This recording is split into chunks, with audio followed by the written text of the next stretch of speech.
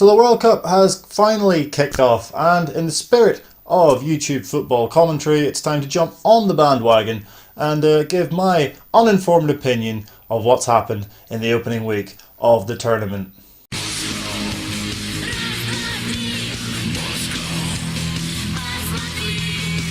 So of course the tournament kicked off last Thursday, and before a ball was even kicked we had to go through the phenomenal opening ceremony, which looked like a rehearsal at Butlins, more so for the kick-off to the biggest sporting event in the history of the world. Robbie Williams was there, he'd done a song and then he swore at the camera, which he could be getting done for. Apparently that's a crime, although I feel that the biggest crime is having Robbie Williams singing a song in 2018. What are you doing? You're Russia. Surely you could have got somebody else. Like, I'm sure. Why couldn't Tattoo have done? Oh wait, no, hang on a minute. So finally the football did actually start, and it was Russia versus Saudi Arabia in the opening fixture. And this is going to sound very weird for a 5-0 win to Russia. It's the most boring 5-0 you'll ever see. There's a sentence for you. Admittedly, there were some goals of absolute quality from the likes of Cheryshev and Golovin. However, the thing that I took away most from this game was not the performance of either side, was the constant shots of the two leaders of these countries sitting beside each other and just having a laugh. That's terrifying. That's utterly terrifying considering the reputation of these two countries. And for some reason in the back of my tiny little mind, I feel there's something a little bit dodgy about this result. There's a very good chance that there won't be another one of these, as I will be killed. Sticking with the theme of being incredibly dull, Uruguay versus Egypt was the second game of the tournament and the opening game of the Friday.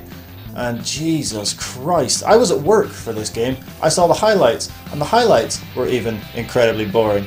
We saw Luis Suarez miss an open net, that was kind of funny. And then we saw Uruguay steal it in the last minute with a Jimenez header in the 89th minute to get an opening day win for the Uruguayans. Mohamed Salah, proving that he's not good without arms, was sat on the bench for the entire game, and Egypt suffered their first loss of the tournament. Surely a 40% fit Mohamed Salah is better than the majority, if not all, of the rest of your national side, so why not just, fire him out onto the pitch and just see what happens. We move on to the second game of the Friday, Morocco versus Iran. Oh yes, it got the blood of every football fan around the world pumping. In fairness, Morocco did look pretty decent in this game. They bossed the entire game. Well, as decent as you can look against a team like Iran. Although, not good enough, because Riyad Boudebouz, whose name is incredibly fun to say, decided to have an absolute brain fart and nod it into his own net in the 90th minute, gifting Iran their first win at a World Cup since 1998. In fairness to the lad, it's an absolutely spectacular finish and he should be lauded for his heading ability. Just maybe try and put it in the right net next time, sir. Now, I'm not a religious man, however, the third and final game on the Friday proved to me that there is some sort of karmic balance after sitting through those three utter bullshit games to get to the main event, which was Spain versus Portugal, and an absolute World Cup classic for the ages. A 3-3 draw after an absolutely ridiculous game where both sides just decided to go buck mental for 90 minutes. Highlights of course included the best goalkeeper in the world making an absolute box of himself, Cristiano Ronaldo scoring a hat-trick because, that's just what he does, and Diego Costa not punching someone in the head. Honestly though, this was of course the best game of the tournament so far and could in fact be game of the tournament by the end of it. So well done lads, you've done a good thing there. Fantastic stuff. Please do more of it. Moving on to the Friday, where we had France against Australia as the opening game of the day, in which Australia, I feel, gave an incredibly good account of themselves, and France were very lackadaisical, lackluster, and very French. This game was, of course, dominated by VAR, as Antoine Griezmann was brought down for a supposed penalty to the French in the second half, which debatable at best. That was of course cancelled out by Australia getting a penalty of their own by Simon Umtiti deciding that he was just really happy to be there and had to celebrate by doing that. There just so happened to be a ball coming across and he put, what were you doing, man? So Mile Jedinak puts away the penalty and looks like Australia are going to get a very creditable draw in their World Cup opener. However, Things just don't go well for Australia in World Cups. There's just somebody out there who does not like them and just likes to f them over constantly, much like 2006. This year, Paul Pogba hits a deflected shot, loops up in the air over Matt Ryan, underneath the bottom of the crossbar, bounces over the line, and VAR and goal line technology together decide it's a goal. So France get a rather undeserved 2-1 win, I feel, over Australia. They will really have to pick themselves up and show their class going forward, otherwise they're not going to make it out of the... Well, no, they will make it out of the group stage, won't they? Won't make it past the second phase if they don't wise up. The second game on the Saturday, of course, was the one everyone was looking forward to, with Lionel Messi and 10 other lads taking on the best team in the tournament, taking on Iceland, the underdogs that everyone is pulling for. Argentina, to be fair, did boss the possession in this game, but didn't really do an awful lot with it. Iceland, of course, stood firm, and that Viking spirit with beards and long hair and general good-lookingness kept them out until Argentina did score the opener through Sergio Aguero. However, that Viking spirit came back in full force with Alfred Finnbogason getting the equaliser for the Icelanders. Yet another VAR decision as Argentina were awarded a penalty, which Lionel Messi stepped up to and subsequently missed. He was denied by a film director who I feel is going to turn this into his own Hollywood blockbuster about the time that he saved a penalty from the world's best player. Seriously, Messi, mate, what is it with you in penalties? Just calm down. Just let someone else take it. Aguero's quite good at them. He can hit them. I'm sure he could, at least give it a go. After the ecstasy of Iceland getting a point, we come back down to mediocrity with the Peru-Denmark game.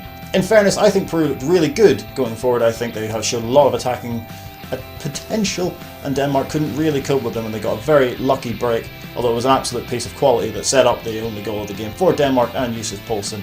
But I feel like Peru really they deserve a point out of this game and really deserve to win it, although Christian Cueva's penalty, I'm pretty sure, is still travelling above Moscow and is making its way towards the middle of the ocean.